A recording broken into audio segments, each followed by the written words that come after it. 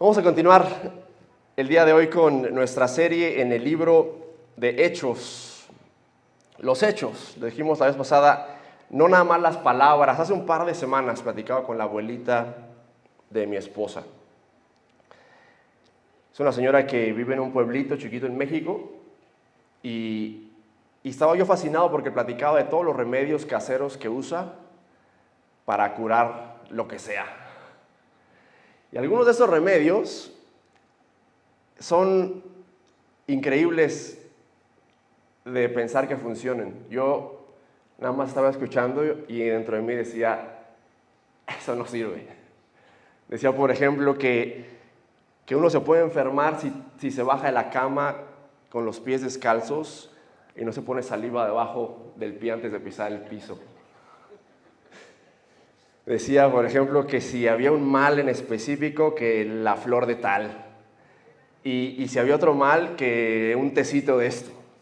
Y seguramente funciona, pero para mí que no es mi época ni mi cultura, a mí si me da un dolor en la panza, me voy a tomar un Tylenol, un ibuprofen. No se me ocurre automáticamente hacerme un tecito. Mi mamá es igual. Digo, mamá, me duele algo, hazte un tecito de manzanilla. Eso te lo quita. Y me duele esto, un tecito de manzanilla. Y me duele esto, un tecito de manzanilla. En México decimos, por ejemplo, que comer sandía de noche hace daño. Puedes comerte 30 tacos, un cóctel de camarón, pero no te comas un pedacito de sandía después de eso, porque te va a hacer daño al día siguiente. Pero quizá mi favorito es uno que, no sé si en tu país lo digan, pero decimos que cuando te da un susto, cómete un ¿qué? Un pan. Que con el susto, te espantaste por algo. Yo recuerdo una vez, tenía quizá 11 años y tembló durísimo en México. Y dijo mi abuelita, cómete este bolillo, hijo, para que se te pase el susto.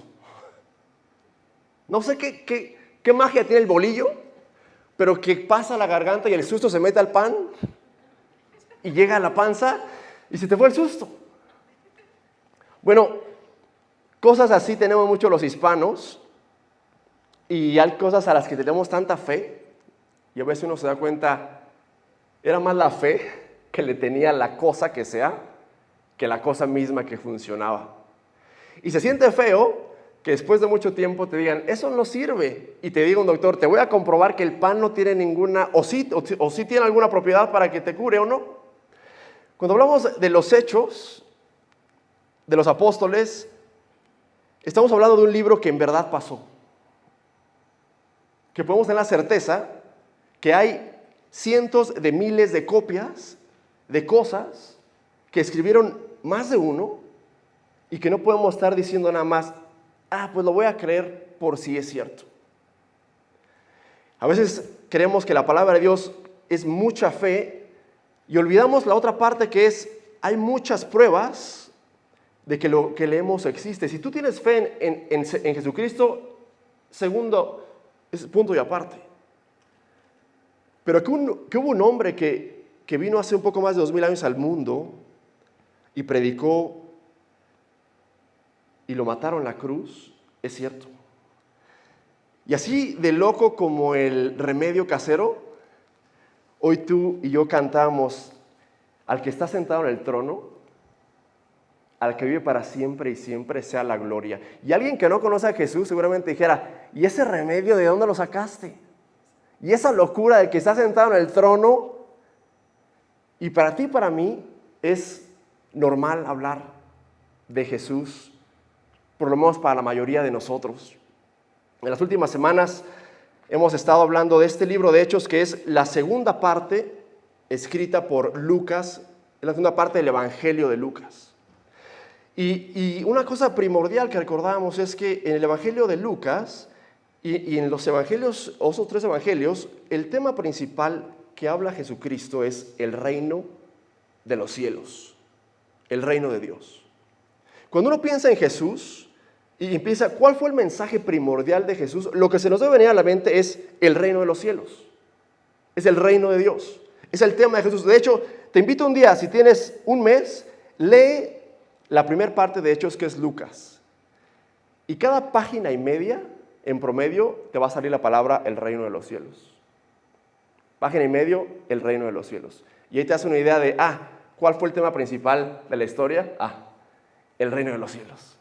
Y en el libro de Hechos, cuando Jesús resucita, pasa 40 días con los discípulos. ¿Y qué crees que le está enseñando a los discípulos? Después de que ya había sido asesinado y había resucitado. ¿Qué crees que le está enseñando otra vez a los discípulos? El reino de los cielos. El reino de los cielos. Hechos 1:8, clave para nuestro estudio, decía el Señor: esperen aquí a los discípulos y vendrá el Espíritu Santo a darles poder y serán ¿qué? Testigos. Decía mi hermano, ahorita que oraba, me encanta escuchar orar a mi hermano Benjamín. Yo podría pasarme horas escuchando su voz. Me calma. Siento como si fuera un papá espiritual para mí. Y habla y decía: Señor, yo doy testimonio de lo que tú has hecho y sé que muchos aquí damos testimonio de lo que tú has hecho en nuestra vida. Amén. Dice la palabra de Dios que los discípulos habrían de dar testimonio, comenzando en Jerusalén, geográficamente, Judea y Samaria y hasta los confines de la tierra. Entonces, las últimas semanas hemos estado estudiando cómo esto sucedió y cómo empezaron a predicar el evangelio desde el día del Pentecostés, que más de 3,000 personas se convirtieron. Y poco tiempo después que están predicando, la gente comienza a recibir el evangelio, pero otros comienzan a estar en contra del evangelio. Dice la palabra de Dios que eso causa que los discípulos comiencen a salir a otras áreas a predicar y de alguna manera a escaparse de ser encarcelados, de ser lastimados, y el evangelio comienza a esparcirse a través de la región. Veamos también que, nos decía el pastor hace 3 semanas, que pronto comienzan a hacerse distintos grupos de iglesias, comunidades, congregaciones. Y muy pronto, después de esas congregaciones, nos damos cuenta que esas iglesias no fueron cortadas con el mismo molde. Decíamos que una iglesia al norte tal vez tiene profetas y la otra acá tiene ancianos.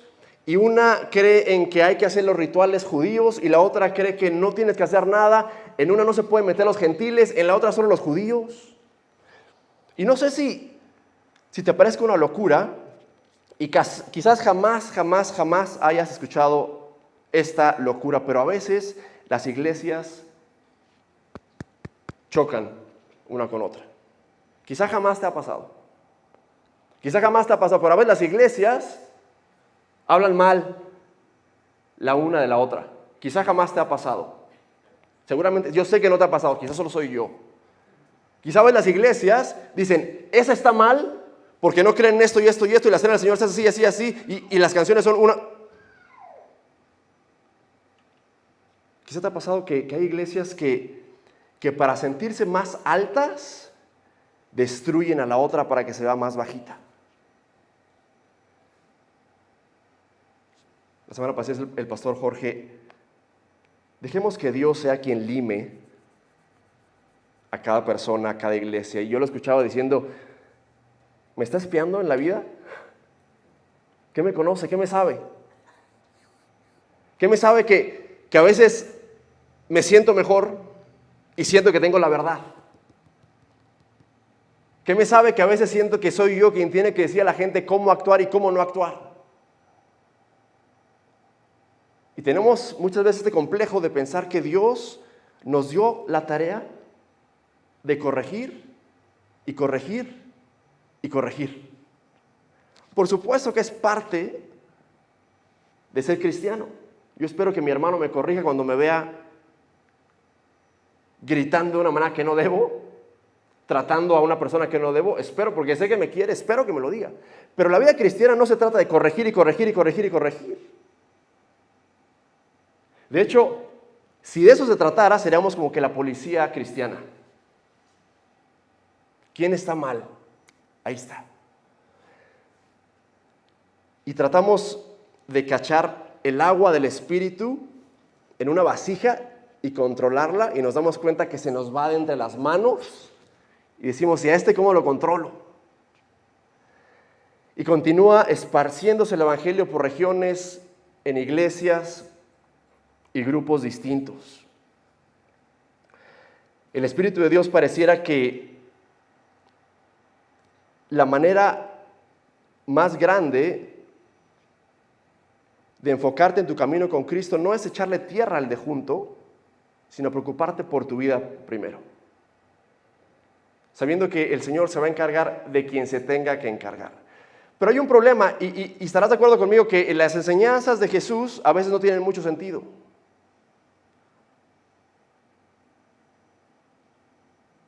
O sea, amar a tu enemigo, ¿de dónde se te ocurrió eso, Jesús? ¿Poner la otra mejilla? Es como decir, tómate un tecito de manzanilla, ¿eso qué? ¿Funciona? Eso solo funciona si hay otra parte de la historia que es cierta en el Evangelio. Si estas enseñanzas de Jesús son tan raras y tan contraculturales, solo funcionan si la otra parte de lo que dijo es cierta. Porque si no, tú y yo terminamos en este mundo como locos y bobos. Porque lo que Jesús quiere es que seamos gente distinta en el mundo. ¿Qué nos hace diferentes a los demás? Esta semana mi hijo Ethan me decía, tengo un amigo que fui a su casa y estaba haciendo esto y esto y esto. Y me sentí en la necesidad, como soy cristiano, de decirle que está mal esto y esto y esto. Le dije, wow, qué fuerte. Le preguntaba, ahora, si lo sigue haciendo, ¿cómo te vas a sentir? ¿Ya le dijiste? ¿Ahora qué sigue? Y platicábamos y decíamos que la mayor parte de las veces, la gente más que direcciones necesita amor y aceptación y después caminamos juntos. Yo he aprendido que es muy difícil llegar a la mente de la gente antes de tener su corazón. ¿Me explico? ¿Me siguen? Es muy difícil decirle a alguien, no hagas esto, si ese alguien no cree que yo voy a estar ahí, no matter what. Y sabe que ahí estoy.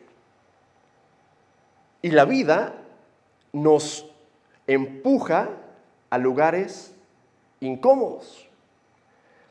En los últimos capítulos de Hechos, que es lo que nos corresponde ver hoy, Lucas narra un viaje de Pablo de regreso a Jerusalén. Y nos va a contar qué es lo que pasa en los últimos capítulos de esta historia en donde han encontrado oposición, muerte, problemas, bendición, miles de gente convirtiéndose, pero al final de la historia dice la palabra de Dios que la iglesia en Jerusalén, en donde comenzó todo, estaba sufriendo y pasando por un momento difícil. Y Pablo, quien había comenzado todas estas iglesias, dice, voy a recaudar dinero y fondos de cada una de estas iglesias, voy a pasar por ese dinero y se lo voy a mandar una remesa por Western Union. Obviamente en ese tiempo no podrías mandar dinero como mandamos a México. Dice Pablo, yo personalmente voy a ir a Jerusalén a entregar este dinero. ¿Cómo crees tú que reacciona la gente que conoce a Pablo? ¿Qué crees que le dice la gente que conoce a Pablo? ¿Vas a ir a Jerusalén? ¿Qué te va a pasar si vas a Jerusalén? ¿Vas a ser bienvenido y te van a aplaudir? Si vas a Jerusalén, te van a agarrar, te van a apresar y probablemente te van a matar. Y Pablo tiene algo personal. ¿Se acuerdan cuando hablamos de quién era Pablo antes de ser Pablo? ¿De Saulo? ¿Qué hacía Saulo antes de ser cristiano? Perseguía, ayudaba a que gente cristiana fuera encarcelada, que los mataran si era necesario. Entonces Pablo quiere regresar a este lugar a bendecir a la iglesia antes de terminar su ministerio encarcelado, en arresto domiciliario, por el resto de su vida. Algo hermoso, si tuviéramos 2 o 3 horas para leer juntos los últimos 8 capítulos de Hechos, es que Lucas, la literatura bíblica es impresionantemente hermosa. Y algo que hace Lucas es que pinta, como si estuviera escribiendo, pero pintando una imagen de Pablo muy similar a lo que es Jesucristo. Porque empieza a pintar el recorrido de Pablo, el sufrimiento de Pablo, pero, dice Pablo, para mí morir es ganancia. No se preocupen, si me arrestan, no importa.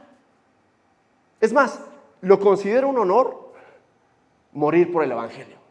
¿Cuántos hoy podríamos decir que estamos listos para nuestra fecha de caducidad se acerque? Ese tipo de fe, hermano, hermana, decir, yo estoy ya listo en cualquier momento, porque para mí morir es ganancia. Para mí morir es ganancia como a los 70, 80. Quiero ver a mis hijos que se gradúen, me encantaría conocer nietos, quiero lograr mis metas profesionales. Pero Pablo dice, para mí ir allá y que me aprecien y lo que pase es ganancia. Y Lucas pinta esta imagen, y lo vamos a ver más adelante, muy similar a lo que es Cristo y a lo que es Pablo. ¿Por qué? Porque cuando la gente sigue las enseñanzas de Cristo, comienza a parecerse un poco a Cristo. ¿Amén? Cuando la gente en verdad comienza a seguir las enseñanzas de Cristo, comienza a parecerse un poco al Señor Jesucristo. ¿Tú te has preguntado en qué te pareces a Jesús? No físicamente. Aunque los hispanos, según la ciencia, sí somos más parecidos seguramente a como hubiera sido Jesús físicamente. Físicamente no importa. Pero ¿qué características de Jesús tienes tú en tu vida que puedes decir, esto es como Jesús? ¿A dónde se inclina la balanza de quién eres? Para mí, muchos días esto es como Iván. Y un poquito como Jesús. Y el punto es que, hace unos días era aquí, ok, un poquito más como Jesús. Y mi amor, te prometo que no vuelvo a fallar, otra vez como Iván. Y un poquito como Jesús. Y dice Jesús, ama a tus enemigos. No. Yo te pregunto, tengo 2, 3 personas en mi vida que me duele el estómago por lo que me han hecho. Y me siguen haciendo. Y yo digo, Jesús, aún no puedo decir a Él lo amo tanto como amo a mis hijos. Y es esta balanza. Pero Jesús dice, el reino se hace presente en la tierra como en el cielo. Es precisamente eso que hace que el reino de Dios sea tangible con la gente con la que convivimos día con día. ¿Qué te viene a la mente cuando piensas en el reino de Dios? Pregunta simple, ¿qué hace un rey? ¿Sí? ¿Se sienta en el trono? ¿Sí? ¿Un rey qué hace? Reina. Reina. Ahora, ¿cuántos de nosotros decimos mi mujer es la reina del hogar? El grupo de los miércoles yo le digo que es el grupo de los mandilones. Porque ahí, le decía a Stevens, ahí todos se juntan a decir cómo sufro de mi esposa. Y al hispano no nos gusta que nos diga que somos mandilones, que lavamos los trastes, que ayudamos, porque yo soy el rey y aquí mando yo, mis chicharrones truenan. Decimos en México, aquí yo soy el rey de la casa soy yo. Pero a veces decimos, la reina es mi esposa. Pero todos dentro de nosotros tenemos esta necesidad de ser el rey de la vida, ¿cierto? ¿Cuántos aquí prefieren mandar que obedecer?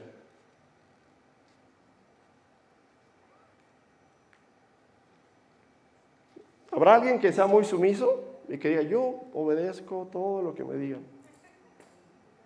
Yo no.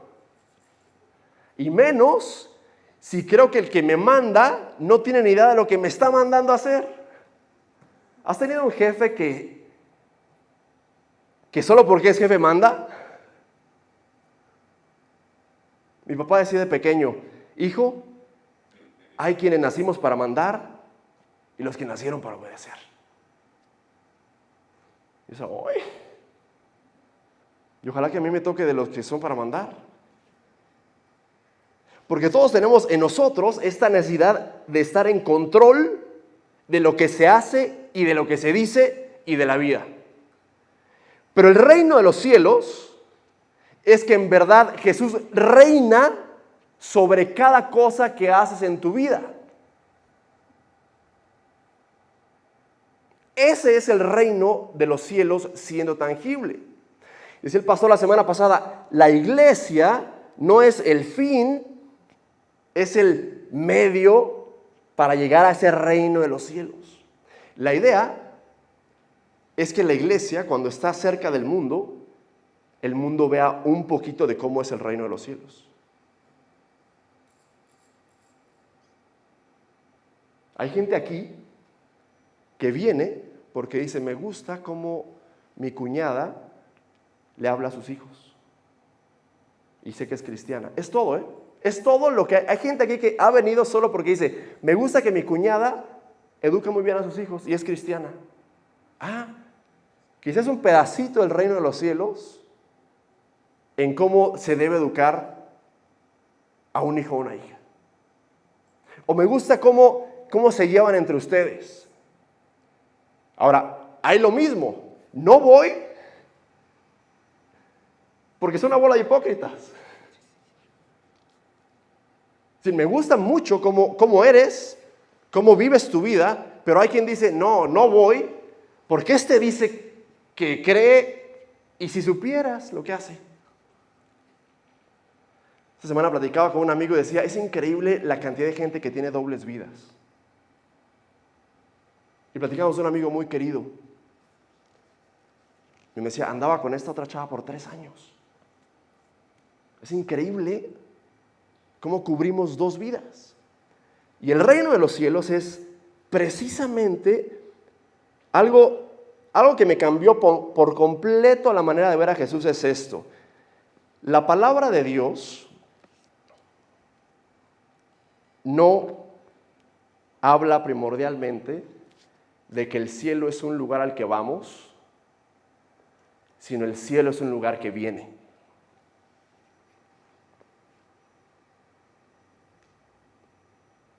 El Evangelio, Hechos, no habla primordialmente de que nosotros vamos al cielo, sino que es el cielo el que viene. De hecho, Jesús dice, el cielo, el reino de los cielos ya está aquí. Y en ese espíritu comienza la historia con la que vamos a terminar nuestra serie el día de hoy. Camino a Roma, Pablo, después de ir a Jerusalén, lo arrestan, como le dijeron sus amigos, lo van a meter a la cárcel. Pablo pide ir a presentarse a autoridades estatales y del Estado, lo mandan a Roma. Y camino a Roma, vamos a ver la historia de lo que pasa con Pablo. Capítulo 27, comenzando en el versículo 13. Justo antes de eso dice la palabra que antes de zarpar había perdido mucho tiempo y Pablo le advierte a quienes lo llevan que será un viaje muy difícil, que causará daños tanto a las cosas que llevan en el barco como a la gente que va en el barco. Y el versículo 13 comienza la historia así. Recordemos, Pablo fue a Jerusalén, pide estar a las autoridades, se lo van a llevar a Roma y en este es el viaje en donde está. Dice, cuando comenzó a soplar un viento suave del sur, creyeron que podían conseguir lo que querían, así que levaron anclas y navegaron junto a la costa de Creta. Poco después se nos vino un viento huracanado llamado nordeste que venía desde la isla. El barco quedó atrapado por la tempestad y no podía hacerle frente al viento, así que nos dejamos llevar a la deriva. Mientras pasábamos al abrigo de un islote llamado Cauda, a duras penas pudimos sujetar el bote salvavidas. Después de subirlo a bordo, amarraron con sogas todo el casco del barco para reforzarlo, temiendo que fueran a encallar en los bancos de arena de Sirte, y echaron el ancla flotante y dejaron el barco a la deriva. Al día siguiente, dado que la tempestad seguía arremetiendo, al día siguiente, ¿cuánto tiempo lleva el barco a punto de hundirse? Si va al día siguiente. No son unos minutos. Al día siguiente, dado que la tempestad seguía arremetiendo con mucha fuerza contra nosotros, comenzaron a arrojar la carga por la borda, como las películas. Se está hundiendo, tiren las cosas, todo. Al tercer día, con sus propias manos arrojaron al mar los aparejos del barco. Como pasaron muchos días sin que aparecieran... ¿Como pasaron cuánto tiempo? Muchos días sin que apareciera ni el sol ni las estrellas, y la tempestad seguía arreciando, perdimos al fin toda esperanza de salvarnos. Llevábamos ya mucho tiempo sin comer, así que Pablo se puso en medio de todos y dijo: señores, se los dije, debían haber seguido mi consejo y no haber zarpado de Creta, así se habrían ahorrado este perjuicio y esta pérdida. Pero ahora los exhorto a cobrar ánimo, porque ninguno de ustedes perderá la vida, solo se perderá el barco. Anoche se me apareció un ángel del Dios a quien pertenezco y a quien sirvo, y me dijo: no tengas miedo, Pablo. Tienes que comparecer ante el emperador, y Dios te ha concedido la vida de todos los que navegan contigo. ¿Alguna otra historia en la Biblia con una tormenta que la gente está muriendo de miedo y hay una sola persona en el barco que parece estar tranquila? ¿Alguna otra se te ocurre? Jesús. Es más, Jesús se está hundiendo el barco y Jesús está dormido. Y los discípulos están diciendo: Señor, Señor, nos vamos a ahogar. Y el Señor se despierta. Tranquilos. En ese mismo espejo dice la palabra de Dios que Pablo recibe una visión y le dice a la gente: tranquilos, no pasa nada. Siguiente versículo, por favor. Así que ánimo, señores. Confío en Dios que sucederá tal y como se me dijo. Sin embargo, tenemos que encallar en alguna isla.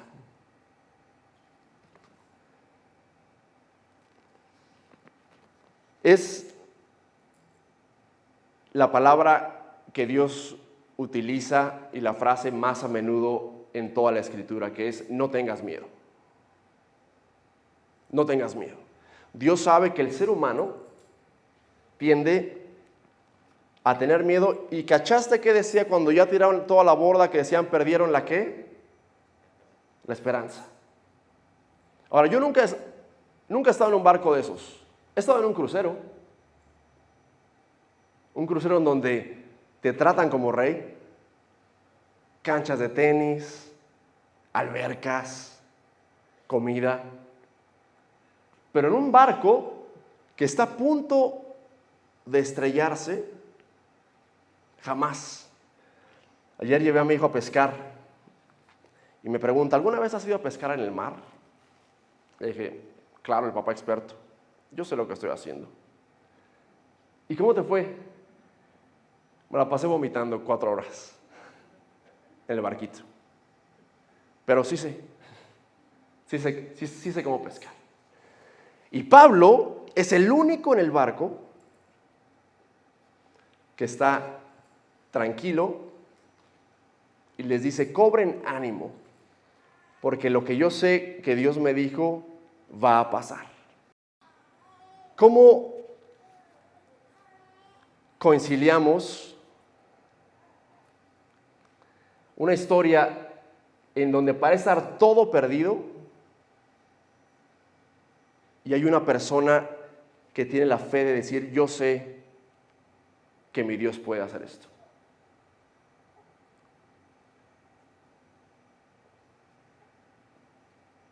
¿Alguna vez has sentido que Dios ya se bajó del barco?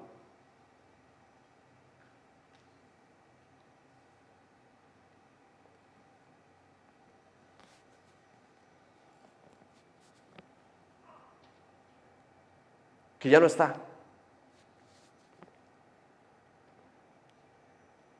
El temor más grande en mi vida, como dice la canción, es: si tu presencia conmigo no va, ahí sí estoy frito.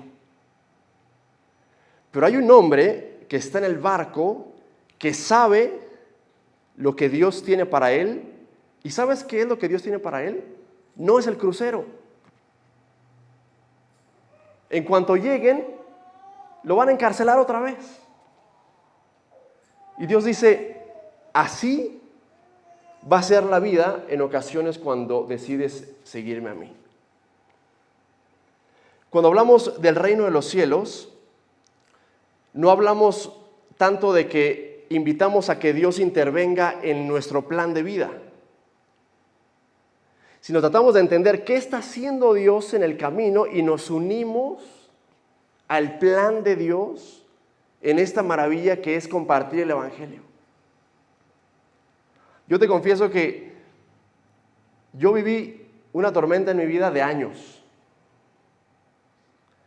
Y lo malo que no era una tormenta en el agua, era una tormenta de una resequedad espiritual terrible. De decirle a Dios: Señor, se me perdió el sueño de trabajar en lo que más quiero, que es la iglesia.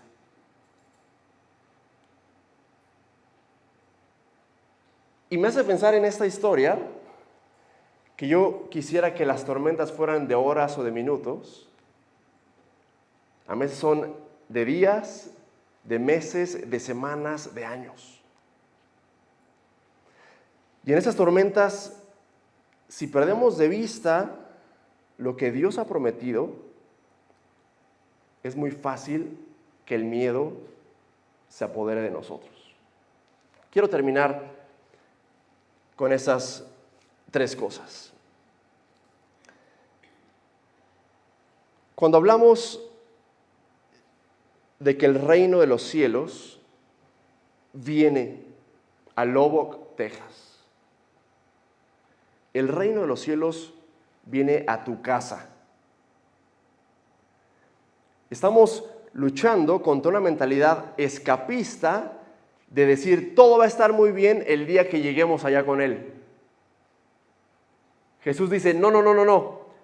Todo ya tiene que estar bien mientras caminas conmigo. Este ejemplo lo he puesto muchas veces aquí, y es que el reino de los cielos es como cuando vas a Costco y te dan una probadita de un pie y lo pruebas y te gusta. Y ese es el trabajo de la iglesia: dar probaditas del reino de los cielos y que la gente diga: eso me gusta. Entonces tú le dices: no es todo el reino de los cielos, es una parte, no entiendo todo, pero sé que esto es cierto. Y en ese reino de los cielos pasa algo que es el reto más grande, porque te dice alguien: oye, mi esposo es abusivo conmigo. Y entonces el reino de los cielos no puede decir: voy a estar orando por ti. Sí puede decir eso, pero no solo puede decir eso. Porque eso no va a ser tangible para la persona que todas las noches va y sufre, y sufre, y sufre. Este ejemplo es muy cerca de mi corazón, porque en la iglesia en México tenemos muchos casos de gente no cristiana que el hombre era bien malo con la mujer, hasta que después de un par de años implementamos el sistema de decir: nos dices y vamos los hermanos más grandotes a hablar con tu esposo. Y en el nombre de Cristo le vamos a decir con mucho amor que se calme. Y que lo queremos, pero que ya le pare. Y entonces llega el reino de los cielos y dice: hay necesidad de alguien que tiene hambre. Voy a orar que Dios te dé comida. Y dices: ¿Habré sido yo quien necesitaba hacer esta parte tangible para que la gente pueda saborear el reino de los cielos? Entonces, el reino no es un lugar al que vamos, sino un lugar al que invade nuestra vida aquí y ahora. Número 2, la iglesia como medio y no como fin. En inglés hay un concepto que le dicen no Christianity, que es el cristianismo, sino churchianity, que es el centro de la iglesia, no Jesús. Traducido sería cristianismo o iglesiaísmo. Y en uno, el centro es Jesús, y en el otro, el centro es la iglesia. Y hoy te pregunto, ¿qué es más fácil? ¿Hacer Señor y Rey a Jesús de mi vida? Es decir, ¿tú mandas? ¿O alabar a Jesús como Salvador? ¿Qué es más fácil? ¿Qué es más cómodo?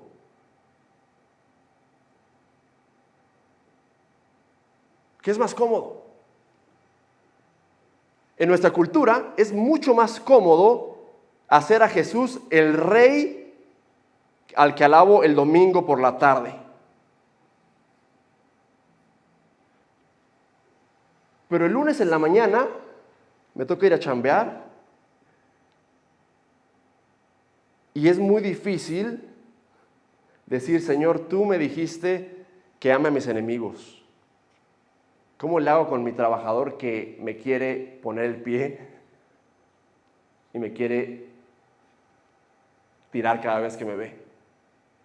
Entonces yo vengo aquí y por supuesto que es hermoso decir, Señor, yo te alabo, tú estás en el trono, pero si tu reino viene, vengo aquí y a las 7 pasa algo en el carro con mi esposa y se enciende el fuego del enojo. Y entonces el reino de los cielos dice, ama a tu esposa como yo amo a la iglesia. No, Señor, pero es que no. Y entonces es más fácil estar en el centro que sea la iglesia y no el centro que sea Jesús. Y número 3, la misión de Dios es esta. La iglesia no tiene una misión. La misión tiene una iglesia. Otra vez. No es que la iglesia tenga una misión, sino que la misión tiene la iglesia para lograr esa misión. Si queremos que nuestra iglesia es la mejor y la única y la que manda, estamos perdiendo de vista lo que decía el pastor la semana pasada. Que yo no puedo encargarme, no es mi trabajo encargarme ni de arreglar a nadie. A veces yo siento que soy bueno para mandar y ¿qué crees? Mi hijo de 8 años no me hace caso. Pero yo mando en mi casa y no tiende su cama. No me hace caso. ¿Y mi autoridad? ¿Y sabes qué me di cuenta? Que la diferencia, y te pregunto esto, entre mi hijo de 8 o de 13 y yo, hay una diferencia de conocimiento, ¿cierto? Yo sé más que él. Pero ¿qué diferencia es más grande? ¿Esta diferencia o la de entre yo y Dios?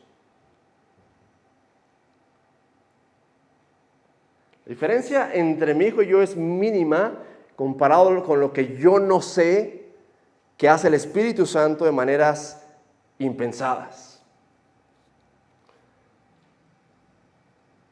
Al final de la historia dice el versículo 33. Por si Lucas pareciera que no está claro con la imagen que está pintando, que pareciera que es Jesús y no Pablo. Dice, estaba a punto de amanecer cuando Pablo animó a todos a tomar alimento. Hoy hace 14 días que ustedes están con la vida en un hilo y siguen sin probar bocado. Llevan 14 días en este barco. Dice Pablo, les ruego que coman algo, porque necesitan sobrevivir. Ninguno de ustedes perderá ni un solo cabello de la cabeza. Dicho esto, tomó pan, Pablo, en el barco. Lo partió y dio gracias delante de todos. Habiéndolo partido, comenzaron a comer. Todos se animaron y también comieron. Éramos en total 276 personas en el barco. Una vez satisfechos, aligeraron el barco, echando el trigo al mar.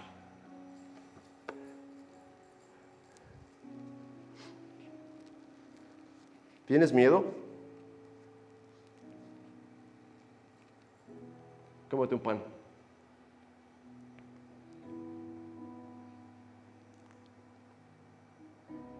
Por el pan de vida.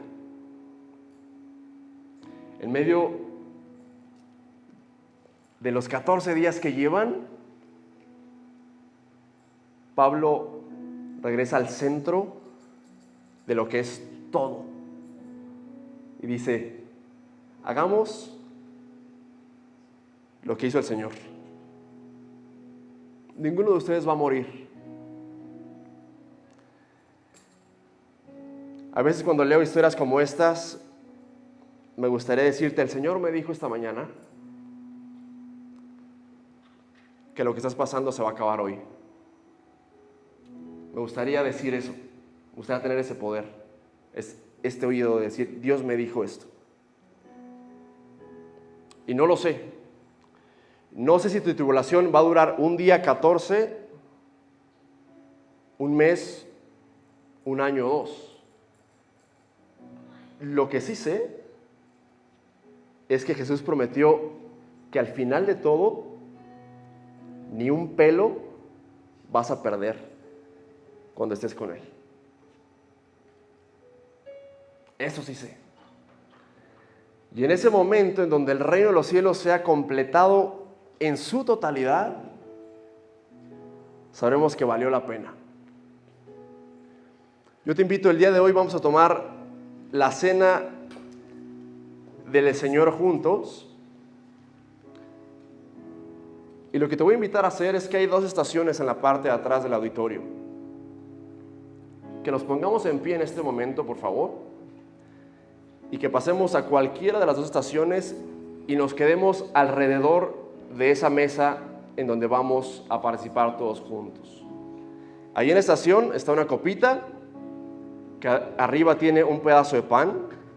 Así que vayamos todos a las mesas y ahí mismo, sin regresar a tu lugar, toma una copita y quédate con los hermanos que están ahí junto en esa mesa.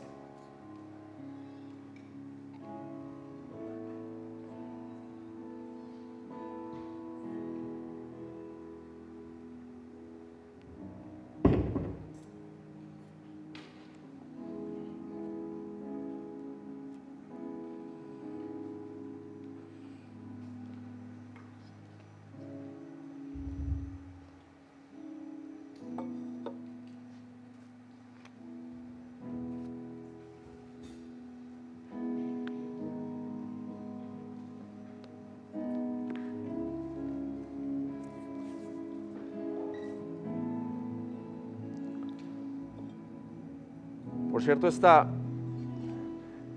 invitación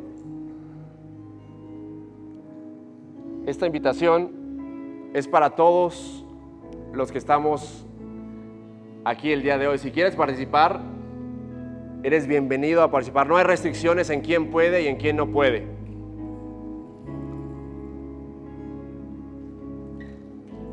Esperando que todos aquellos que quieran participar tengan consigo una copita.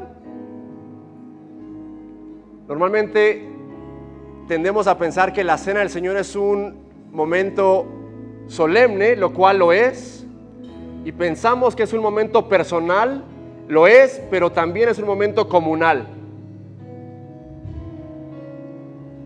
Y así que tomamos la cena juntos hoy, recordándonos que estamos en el mismo barco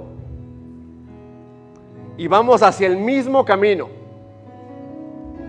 Algunos de nosotros recibimos terribles noticias esta semana y quizás estamos muertos de miedo, de incertidumbre, de no saber. Y algunos de nosotros estamos navegando en esta semana como si el barco fuera un crucero. ¡Aleluya! ¡Qué bueno! Pero estamos juntos caminando en este mismo barco. Así que en este momento te invito a abrir la copita que tienes y a tomar el pedacito de pan que está por encima de la copa mientras hacemos una oración juntos. Padre Dios, te damos gracias, Señor, por permitirnos participar, Señor,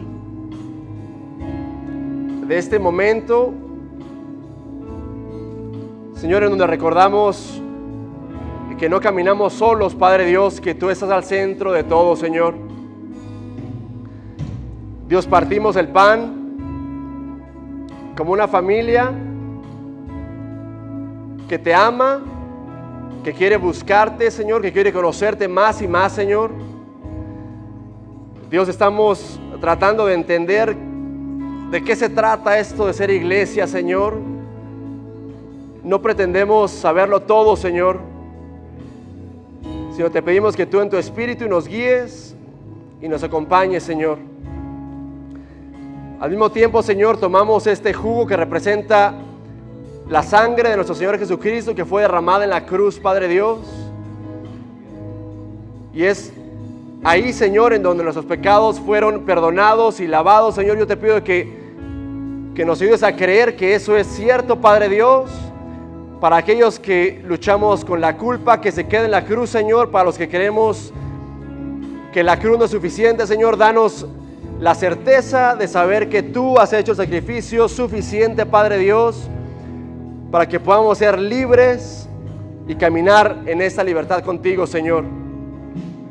Bendice, Padre, a cada uno de mis hermanos y de mis hermanas en esta tarde, Señor. Camina con nosotros en este barco, Señor, que navegamos. Que tú, Señor, estás al frente de lo que hagamos día con día, Señor. Dios, gracias por cada persona, por cada niño, por cada familia en este lugar, Señor. Bendícenos mientras compartimos esta comida, Señor, que es mucho más que física, Señor, pero que nos llena el Espíritu y a través de Él, Señor, vivimos día con día, Señor. Te lo pedimos todo esto en el precioso nombre de nuestro Señor y Salvador Jesucristo. Amén. Tengo hambre de ti, de tu presencia, de tu fragancia, de tu poder. Hambre que duele, que debilita, que desespera por ti. Tengo hambre de ti, de tu presencia, de tu fragancia, de tu poder. Hambre que duele, que debilita, que desespera por ti. Dale un fuerte aplauso, hermano.